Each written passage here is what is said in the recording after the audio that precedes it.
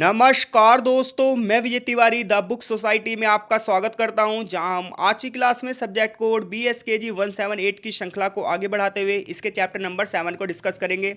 जहां हमारे चैप्टर का नाम होगा सप्तांग का सामान्य परिचय। जैसा कि आप चैप्टर के नाम में समझ पा रहे होंगे, सप्तांग यानी कि 7 अंग। तो अलग अलग विचारकों ने अलग अलग प्रकार से राज्य को चलाने के लिए अलग अलग अंगों की कल्पना करी है, और ऐसे में कुछ विचारकों की ये सहमति है कि राज्य को चलाने के लिए 7 अंग जरूरी हैं। और ये 7 अंग हैं राजा, यानी कि जिस प्रकार से हमारे शरीर का संचालन अलग अलग अंगों के माध्यम से किया जाता है, इसी प्रकार से राज्य के संचालन के लिए कुछ विशेष अंगों की कल्पना की गई है, जिनमें से सबसे पहला अंग है राज्य का राजा। क्योंकि सारे डिसीजन कौन लेगा? राजा ही लेगा। जितना मजबूत राजा होगा जिस देश का, जितना बुद्धिमान राजा होगा, जितना दूरदर्शी राजा होगा, उस राज्य का सीमाओं का विस्तार भी उतना ही होगा, वो राज्य भी उतना ही ज़्यादा मजबूत होगा। राज्य के संचालन के लिए जो दूसरा अंग है वो है अमात्य यानी कि मंत्रियों का समूह। दूसरा है जनपद यानी कि जनता, दुर्ग यानी कि किला, कोष यानी कि खजाना, दंड नीति और मित्र। तो इन 7 अंगों से मिलकर राज्य का संचालन किया जाता है, और इन 7 अंगों की क्या भूमिका है, यही सप्तांग सिद्धांत कहलाता है। तो सप्तांग सिद्धांत का एक जनरल इंट्रोडक्शन इस चैप्टर में हम पढ़ेंगे। तो चलिए चैप्टर की शुरुआत करते हैं। हर चैप्टर की तरह इस चैप्टर का एक उद्देश्य दिया गया है, जिसमें हमें यही बताया गया है कि इस चैप्टर को पढ़कर हमें क्या समझना है। इस चैप्टर की प्रस्तावना हमें यह बताती है कि अलग अलग ग्रंथों में राज्य के लिए अलग अलग अंगों की कल्पना की गई है। थोड़ा सा हम इसके बारे में पढ़ लेते हैं।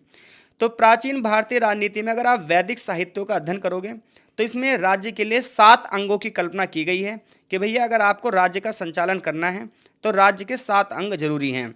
लेकिन जब आप महाभारत को पढ़ते हो तो महाभारत में राष्ट्र के 8 अंगों की बात की गई है। जैसा कि महाभारत के शांति पर्व में जो ये श्लोक दिया है, यह श्लोक ये सिद्ध करता है कि महाभारत में राज्य को चलाने के लिए 8 अंगों की जरूरत है।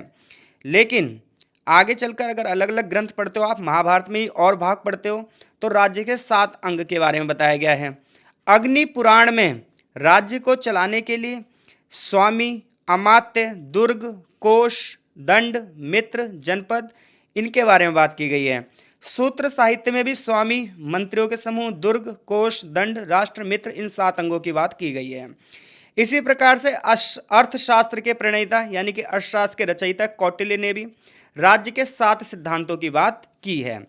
मनुस्मृति नाम का जो ग्रंथ है आप सभी जानते हैं, उस ग्रंथ में भी राज्य के 7 सिद्धांतों की बात की गई है। इसी प्रकार से अगर हम शुक्र नीति को भी पढ़ें तो शुक्र नीति में भी राज्य के 7 अंगों की बात की गई है। यानी कोई आपसे कहे कि भाई राज्य के संचालन के लिए 7 अंग जरूरी हैं, ये बात कहाँ लिखी है, तो आप बोलोगे हमारे वैदिक साहित्य में बहुत सारे ग्रंथ ऐसे हैं जिसमें राज्य के 7 अंगों की कल्पना की गई है, और उन 7 अंगों का बहुत अच्छे से वर्णन किया भी गया है। जैसे कि आप महाभारत के शांति पर्व में पढ़े तो शांति पर्व में पहले 8 अंगों की बात की है, लेकिन आगे चलकर 7 अंग महत्वपूर्ण बताए गए हैं। अग्नि पुराण, सूत्र साहित्य, अर्थशास्त्र और इसी प्रकार से शुक्र नीति और मनुस्मृति में भी राज्य के 7 अंगों की कल्पना की गई है। अब हम इन 7 अंगों के बारे में अच्छे से पढ़ने जा रहे हैं। तो शुक्र नीति आप सभी को पता है, शुक्राचार्य द्वारा रचित ग्रंथ है, जिसे नीति शास्त्र के नाम से भी जानते हैं। इसमें राज्य को चलाने के लिए 7 अंगों की कल्पना की गई है, जिसमें सबसे पहला अंग है राजा। राजा की बात की जाए तो राजा को मूर्धा से कहा गया है, और मूर्धा का मतलब होता है मस्तिष्क, सिर या सबसे ऊपर का बिंदु। जिस प्रकार से हमारे पूरे शरीर को कंट्रोल कौन करता है? हमारा मस्तिष्क। इसी प्रकार से शुक्र नीति में यह कहा गया है कि जिस प्रकार से एक शरीर के अंदर मस्तिष्क की भूमिका होती है, उसी प्रकार से एक राज्य के संचालन में राजा की भूमिका होती है। इसलिए राजा की जो तुलना है वो मूर्धा से की गई है। राजा को सिर माना गया है, राजा को मस्तिष्क माना गया है, क्योंकि राज्य के संचालन के लिए जितने भी नियम बनाए जाएंगे, कानून बनाए जाएंगे, इसके लिए राजा कौन होना चाहिए? राजा एक ऐसा राजा होना चाहिए जो गुणवान हो, जो बुद्धिमान हो, जिसके अंदर सोचने की क्षमताएं हों। ऐसा व्यक्ति ना हो जो कि मूढ़ बुद्धि हो, क्योंकि जो मूढ़ बुद्धि है वो देश को संचालन कैसे करेगा। इसलिए शुक्र नीति में राजा की जो तुलना है वो मूर्धा से की गई है। जैसे इस शुक्र नीति के श्लोक में आप समझ भी सकते हैं। शुक्राचार्य ने राज्य के 7 अंगों की बात की गई है, जिसमें राजा को मूर्धा माना है। मूर्धा का मतलब मैंने बता ही दिया है। मंत्री को नेत्र माना है, यानी कि चक्षु माना है, आंख माना है, क्योंकि एक जो मंत्री होते हैं उन्हीं की वो जितनी भी सूचनाएं लेकर आते हैं, राजा उन्हीं सूचनाओं के आधार पर नियम कानून बनाता है। अगर मंत्रियां, जितने भी मंत्री हैं, अगर ये अच्छे से अपना कार्य नहीं करेंगे तो वो राज्य डूबेगा ही डूबेगा। इसलिए जिस प्रकार से हमारे शरीर में आंखें जो देखती हैं, मस्तिष्क उसी के आधार पर सोचता है। तो ऐसे में आंखों का अपने एक महत्वपूर्ण भूमिका हो जाती है। इसलिए शुक्र नीति में मंत्रियों को नेत्र के समान माना है। मित्र जो होते हैं वो कर्ण यानी कि कान के समान होते हैं, क्योंकि व्यक्ति जैसे हम हैं, हम किसी पर कितना विश्वास करते हैं। जैसे कि मान लो किसी मित्र ने हमारे कुछ आके हमें बता दिया, हम उस बात पर विश्वास कर लेंगे।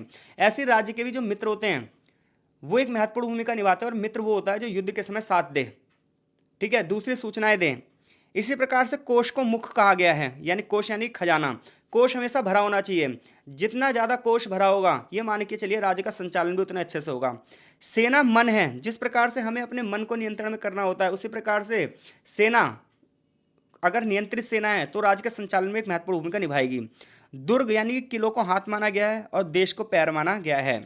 तो इस प्रकार से शुक्राचार्य ने राज्य के अलग अलग अंग बताए हैं और उसकी जो तुलना है शरीर के अलग अलग अंगों से की है, जिसके बारे में विस्तार से वर्णन आगे किया जाएगा।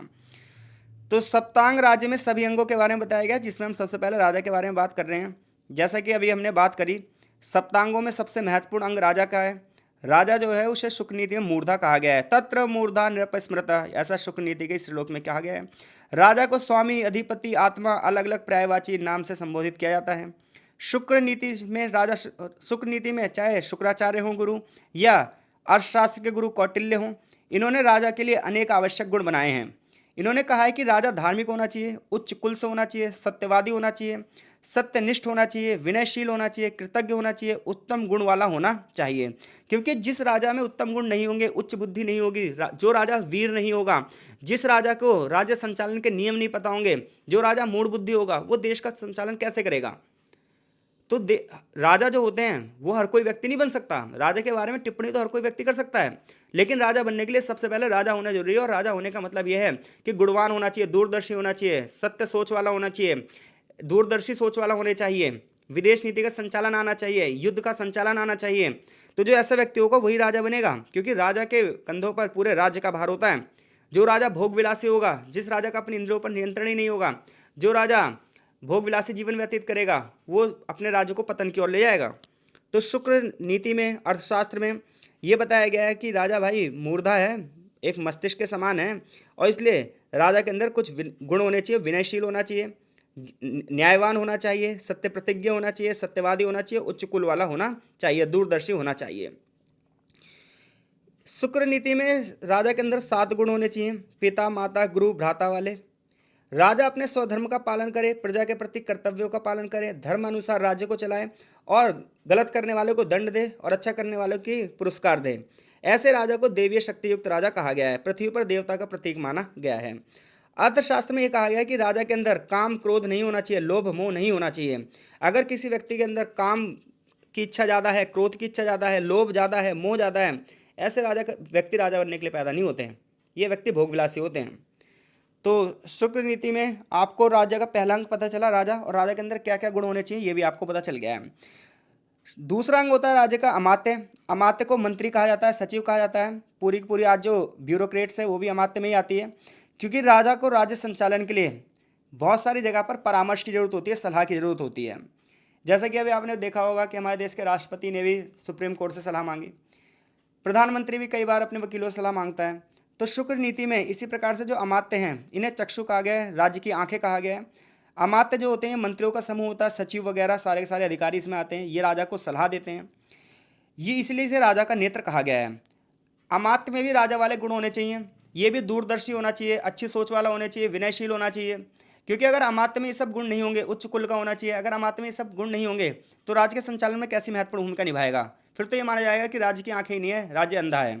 तो राज्य की चक्षु होने चाहिए, और एक चक्षुवान राजा, जिसके एक ऐसा राजा जिसके पास ऐसे मंत्री होते हैं जो उसे उचित राह दिखाएं, तो तभी वो राज्य अच्छे से संचालन कर सकता है। तो अमात्य राजा के साथ साथ रहने वाले हैं। ऐत्रेय ब्राह्मण में इंद्र के सचिव के रूप में मरुत का उल्लेख हुआ है कि मरुत इंद्र के सचिव थे जो इंद्र को सलाह देते थे।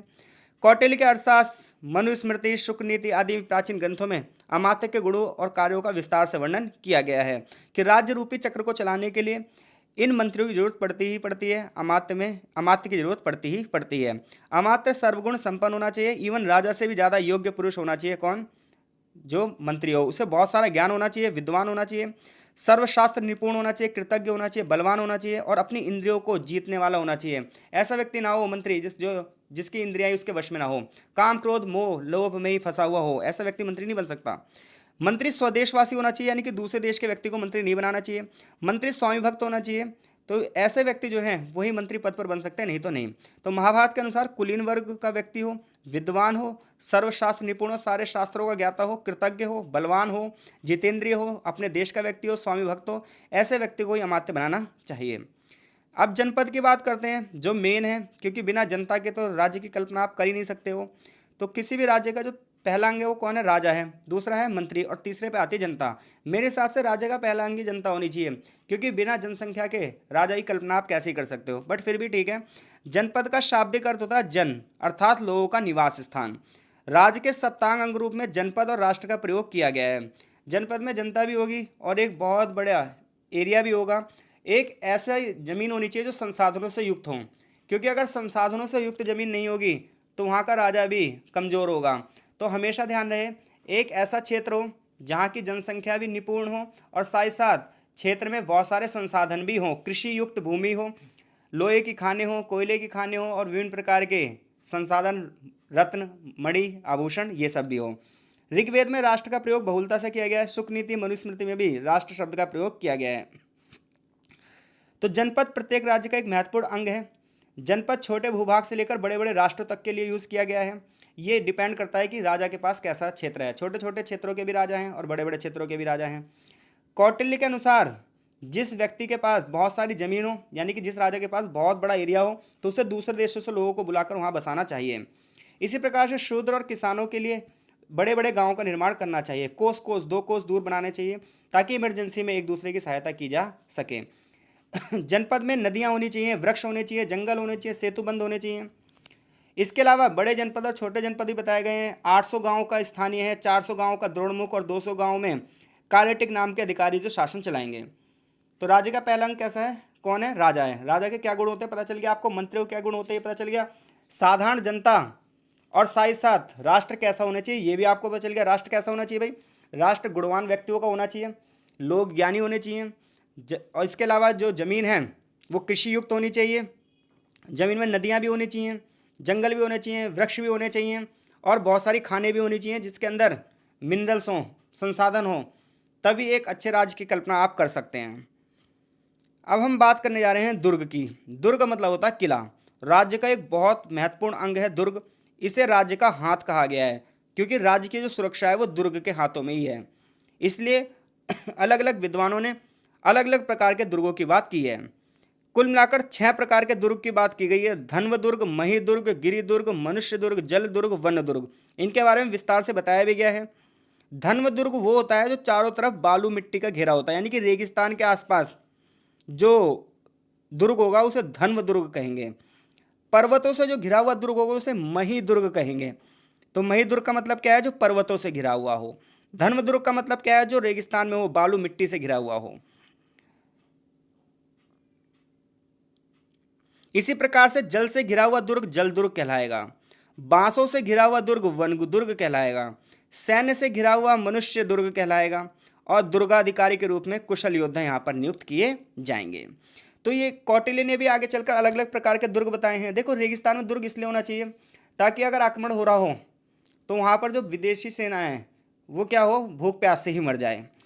पर्वतों से घिरा हुआ दुर्ग सबसे ज़्यादा अच्छा दुर्ग होता है, क्योंकि ऊपर से आक्रमण करने के लिए सबसे बेहतरीन होता है।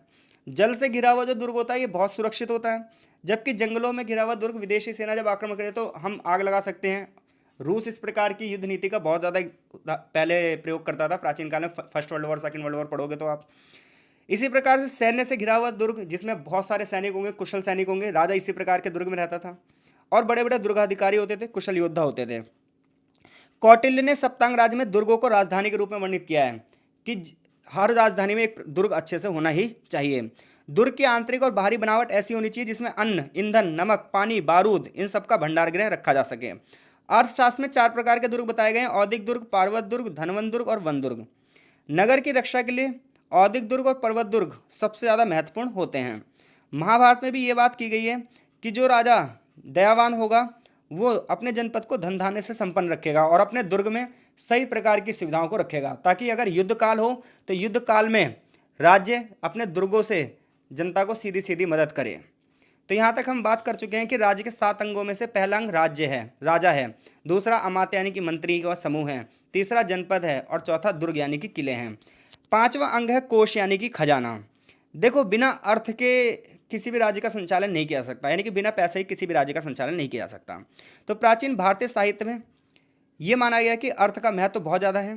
राजनीति में कोष का महत्वपूर्ण स्थान है, क्योंकि खजाने के दम पर ही, पैसे के दम पर ही सेना का संचालन होगा, दुर्ग का निर्माण होगा, राज्य का संचालन होगा, मंत्रियों को वेतन दिया जाएगा और आपातकालीन व्यवस्था में जनता की सेवा की जाएगी। कोष में पहले के राजाओं द्वारा संचित धन भी होना चाहिए और खुद के द्वारा अर्जित धन भी होना चाहिए, यानी कि जो आपके पूर्वज छोड़ के गए हैं उसी में से बस देश को चलाना नहीं, खुद के द्वारा कमाया हुआ धन भी होना चाहिए। कोष में स्वर्ण रजत होना चाहिए, बहुमूल्य रत्न का भंडार होना चाहिए, ताकि आपातकाल में प्रजा की रक्षा हो, राज्य की भूमि, सेना और सामर्थ्य की वृद्धि की जा सके। आचार्य कौटिल्य ने कोष में वृद्धि के लिए 8 उपाय सुझाए हैं कि प्रचार समृद्धि हो, चरित्र अच्छा हो, चोरों को दूर रखा जाए, युक्त प्रतिषेध हो, सस्य संपत्ति हो, उपसर्ग प्रमोक्ष हो, परिहारक्ष्य हो और हिण्योपायम हो। अगले चैप्टर में इनके बारे में विस्तार से बताया जाएगा। जनपद को पुराने आचार व्यवहार का ख्याल रखना चाहिए, अपनी संस्कृति की बात करनी चाहिए, चोरों आदि को अपने क्षेत्र से खत्म करना चाहिए, अध्यक्ष धन का अपहरण ना कर लें, ऐसा ना हो कि जिसको आपने खजाने का अध्यक्ष बनाया वही भ्रष्टाचार में लिप्त हो, अन्न की उपज करवाना चाहिए, जल स्थल से उत्पन्न होने वाली वस्तुओं को बढ़ाना चाहिए, आपदा से रक्षा करनी चाहिए, कर को वसूलना चाहिए, स्वर्ण, हिरण्य का मतलब होता है स्वर्ण आदि को प्राप्त करना चाहिए। ये 8 उपाय हैं जिनकी यहाँ पर व्याख्या की गई है। तो इतना आपको पता चल गया है कि किसी भी देश को चलाने के लिए राजा की जरूरत होती है, फिर मंत्री की जरूरत होती है, मंत्रियों के समूह चलता है, तीसरे नंबर पर जनता आती है और संसाधन आते हैं, चौथे पे दुर्ग यानी किला आता है, और पांचवा सबसे इंपॉर्टेंट जो है वो खजाना है, क्योंकि सारी चीज़ों को चलाने के लिए पैसों की आवश्यकता होती है। पैसों को बढ़ाने के लिए व्यापार, कृषि आदि व्यवस्था को बढ़ावा देना चाहिए, कर की उगाही करनी चाहिए, लेकिन राज्य को आपातकालीन परिस्थितियों से भी बचाना चाहिए और भ्रष्टाचार को भी खत्म करना चाहिए। अब हम दंड नीति की बात कर रहे हैं। दंड नीति राज्य को संचालन करने का सबसे बड़ा अंग है, क्योंकि दंड के माध्यम से ही नियमों और कानूनों का पालन करवाया जा सकता है। तो सप्तांगों में सबसे महत्वपूर्ण अंग दंड को माना गया है। प्राचीन ग्रंथों में ये बताया गया है कि दंड का अर्थ सेना से है, बल से है और शक्ति से है, जिसमें शक्ति के माध्यम से, सेना के माध्यम से दंड का भय दिखाकर लोगों को कंट्रोल रखा जा सकता है, ताकि लोगों में न्याय की भावना पैदा हो सके और बाहरी आपदाओं को दूर किया जा सके। अर्थशास्त्र में शक्ति को बल कहा गया है, ज्ञान रूपी बल, मंत्र शक्ति बल, कोष रूपी बल। बल ही शक्ति है, इन शक्ति से संपन्न राजा ही श्रेष्ठ होगा। जो शक्ति से हीन राजा होगा वो तो बेकार राजा होगा, वो अपने देश का संचालन ही नहीं कर पाएगा। कौटिल्य के अनुसार जो सेना होनी चाहिए वो कई प्रकार की बताई है उसने। एक सेना होती है वंशानुगत। वंशानुगत सेना वो होती है जो अपने ही देशवासियों से बनी हो। एक स्थायी सेना होती है जिसको नियमित वेतन दिया जाता हो। स्वामी भक्त सेना होनी चाहिए, युद्ध में कुशल सेना होनी चाहिए, क्षत्रपों को दंड या सेना से युक्त होना चाहिए, यानी कि जितने भी राजा हैं उनके पास एक विशाल सेना होनी चाहिए और सेना भी मजबूत होनी चाहिए। कौटिल्य ने विशेष स्थान की रक्षा के लिए राजधानी की रक्षा करने वाली सेना को सबसे बढ़िया सेना माना है। इसी प्रकार से कामंदक ऋषि और ऋषि शुक्राचार्य ने भी सेना और दंड के स्थान पर बल का प्रयोग किया है। महाभारत में भी सेना के विषय में विस्तार से वर्णन किया गया है। शुक्राचार्य ने दंड की परिभाषा में कहा कि बुरे आचरण वाले व्यक्तियों का दमन करना चाहिए और ये राजा का परम कर्तव्य है, और अच्छे मनुष्य को पुरस्कार देना चाहिए, ये भी राजा का प्रमुख कर्तव्य है। अलग अलग प्रकार की सेनाएं बताई गई हैं, पैदल सैनिक, रथारोही, अश्व सैनिक, नौ सैनिक, इस प्रकार से अलग अलग सैनिकों के बारे में बताया गया। जैसे आज के टाइम पर भी एयरफोर्स है, आर्मी है, नेवी है, इसी प्रकार से पहले के टाइम पर क्या होता था, पायक होते थे यानी कि पैदल सैनिक होते थे, अश्वारोही जो घोड़े पर चलते थे, रथारोही जो रथों पर चलते थे, गजारोही जो हाथियों पर चलते थे, खान पान प्रबंधन कमेटी भी होती थी। शुक्राचार्य के अनुसार जो सैनिक है वो शारीरिक बल, शूरता बल, सेना बल, सशस्त्र बल, बुद्धि बल, आयु बल से युक्त होना चाहिए, और जिसके पास ऐसे सेना हैं वो राजा विष्णु के समान हैं। शुक्राचार्य स्वयं बल, मैत्र बल से संपन्न राजा निर्बाध शासन करता है, यानी कि जिस राजा के पास मित्रता रूपी बल है, सैनिक बल है, वो बिना रोक टोक के शासन करता है। राज्य का अगला अंग है मित्र। तो अब तक राज्य के लिए क्या क्या जरूरी है, बिल्कुल एक सीक्वेंस में चलोगे। सबसे पहले राजा जरूरी है। राजा की तुलना किससे की गई है, मूर्धा से यानी कि मुख से की गई है। फिर अमात्य होने चाहिए, इनकी तुलना किससे की गई, चक्षु यानी कि आंख से की गई है। तीसरे नंबर पर जनपद होना चाहिए। चौथे नंबर पर कोष होना चाहिए, बिना कोष के आप देश का संचालन नहीं कर सकते। पांचवें पर दंड नीति होनी चाहिए। छठे पर मित्र होना चाहिए। सीक्वेंस में कुछ गड़बड़ हो गई ऐसा लग रहा है भाई। पहला राजा होना चाहिए, दूसरा मंत्रियों का समूह होना चाहिए, तीसरा जनपद होना चाहिए, चौथा दुर्ग होना चाहिए, दुर्ग छूट गया था भाई, पांचवा कोष होना चाहिए, छठा दंड और सातवां मित्र। मित्र एक महत्वपूर्ण अंग है राज्य का, जिस प्रकार से हमें अपने डेली रूटीन में, अपने दैनिक दिनचर्या में एक मित्र की आवश्यकता होती है ताकि हमारा जीवन सुचारू रूप से चल सके, उसी प्रकार से देश के संचालन में भी एक मित्र की भूमिका बहुत ही ज़्यादा होती है और इस मित्र को विदेश नीति के माध्यम से कमाया जाता है। जैसा कि आप देख रहे हैं, वर्तमान भारतीय राजनीति में रूस भारत का एक परंपरागत मित्र है। इसी प्रकार से देश के संचालन में मित्रों का होना बहुत ज़्यादा आवश्यक है। ऋषि शुक्राचार्य ने राज्य के 7 अंगों में सबसे महत्वपूर्ण अंग मित्र को माना है और इसे श्रोत इंद्रिय, यानी कि जिस प्रकार से कर्ण, कान हमारे श्रोत इंद्रिय हैं, उसके समान माना है मित्र को। मनुष्य किसी के साथ उपकार या अपकार करने से क्रमशः मित्र और शत्रु होता है। अगर हम किसी का भला कर रहे हैं तो मित्र बनते हैं, किसी का बुरा कर रहे हैं तो उसका शत्रु बनते हैं। राजा को मित्र होना चाहिए ताकि वो राज्य की उन्नति में सहायता कर सके। शत्रु राज्य को खत्म करे, यानी कि राजा जो है वो मित्र राज्य को बढ़ावा दे और शत्रु राज्य को खत्म करने के लिए प्रयत्नशील होना चाहिए। राजा अपने राज्य को मजबूत बनाने के लिए अपने हितैषी राजा को मित्र बनाता है जो संकट पड़ने पर उसकी आवश्यकता करे। कौटिल्य के अनुसार मित्र राजा को युद्ध में सहायता देनी चाहिए, युद्ध काल में सहयोग देना चाहिए। जो मित्र युद्ध काल में सहयोग ना दे वो कभी मित्र नहीं हो सकता। जैसे भारत पाकिस्तान संघर्ष में तुर्की ने पाकिस्तान का साथ दिया तो तुर्की हमारा कभी मित्र नहीं हो सकता, तो तुर्की को कोई सहायता भी नहीं दी जानी चाहिए। इसी प्रकार से बांग्लादेश ने हमारा साथ नहीं दिया तो बांग्लादेश हमारा कभी मित्र नहीं हो सकता, तो बांग्लादेश को हमें कभी सहयोग ही नहीं करना चाहिए। तो संकट काल में जो व्यक्ति हमारा सहयोग करे वही हमारा मित्र है। कौटिल्य ने युद्ध में सहायता करने वालों को हितकारी कहा है, युद्ध काल में सहयोग देने वाला कहा है। अर्थशास्त्र में प्रकृति मित्र, सहज मित्र और कृत्रिम मित्र का वर्णन किया गया, जिसकी बात अगले चैप्टर में की जाएगी। महाभारत में सहार्थ, यजमान, सहज और कृत्रिम मित्रों की बात की गई है। तो इस प्रकार से अलग अलग ग्रंथों में अलग अलग प्रकार से 7 अंगों के बारे में बताया गया है। तो 7 अंग में पहला अंग कौन सा है? राजा है। दूसरा अंग कौन सा है? अमात्य है, यानी कि जिसमें मंत्रियों का समूह है। जनपद है, दुर्ग है, कोश है, दंड है और मित्र है। इनमें क्या क्या गुण होने चाहिए, इसके आधार पर ही राजनीति का संचालन होता है। अगर कोई राज्य ऐसा है जो मित्र विहीन है, जिसका कोई मित्र नहीं है, तो उस देश का संचालन करना ही बड़ा ही दुष्कर कार्य है, क्योंकि हर तरफ उसके फिर शत्रु ही शत्रु होंगे। आगे चैप्टर का सारांश दिया गया है और यही बताया गया कि महाभारत हो या अर्थशास्त्र हो, शुक्ल नीति हो, सभी वैदिक कालीन ग्रंथों में राज्य के संचालन के लिए 7 अंगों को आवश्यक माना गया है कि जिनके आधार पर किसी भी देश की उन्नति टिकी होती है। हर अंग के अपने विशेष गुण भी होते हैं। अगर इन अंगों में से किसी एक अंग में भी विकार आ जाए तो राज्य का पतन निश्चित है। यानी कि 7 अंग में से किसी भी एक अंग में कमी आ जाए तो राज्य चल नहीं सकता, क्योंकि राजा में अगर कमी आ जाए तो भी राज्य नहीं चल सकता। मंत्री अगर चापलूस हों, चोर हों तो भी नहीं चल सकता है। अगर जनसंख्या, यानी कि साधारण जो जनता है वो स्वामी भक्त ना हो, अपने देश के प्रति देशभक्ति ना करे, राष्ट्रभक्ति ना करे, तो ऐसी जनता कभी भी देश के संचालन में महत्वपूर्ण भूमिका निभा ही नहीं सकती। काम चोर हो, जनता आलसी हो तो भी देश नहीं चल सकता आगे। तो जनता में भी कुछ विशेष गुण होने चाहिए। दुर्ग होने चाहिए, किले होने चाहिए, क्योंकि किले अगर मजबूत नहीं होंगे तो रक्षा कैसे की जाएगी। खजाना, यानी कि बजट होना चाहिए। अगर बजट का अभाव है, पैसा ही नहीं है, तो सेना को वेतन कैसे दोगे, राजा को वेतन कैसे दोगे, जिन्हें नौकरी पर रखोगे उन्हें वेतन कैसे दोगे, अस्त्र शस्त्र का निर्माण कैसे होगा। मित्र नहीं होगा तो बिना मित्र के भी भाई संचालन नहीं हो सकता, क्योंकि हर तरफ फिर शत्रु होंगे, लड़ाई झगड़ा होगा और आप हार जाएंगे। तो इस प्रकार से हर एक अंग की अपनी महत्वपूर्ण भूमिका है। इनमें से किसी एक में भी कमी आ जाए तो देश नहीं चल सकता। आगे शब्दावली दी गई जिसके बारे में हम चर्चा कर चुके हैं। चैप्टर यहीं खत्म हो जाता है। मिलते हैं आपसे नेक्स्ट चैप्टर में।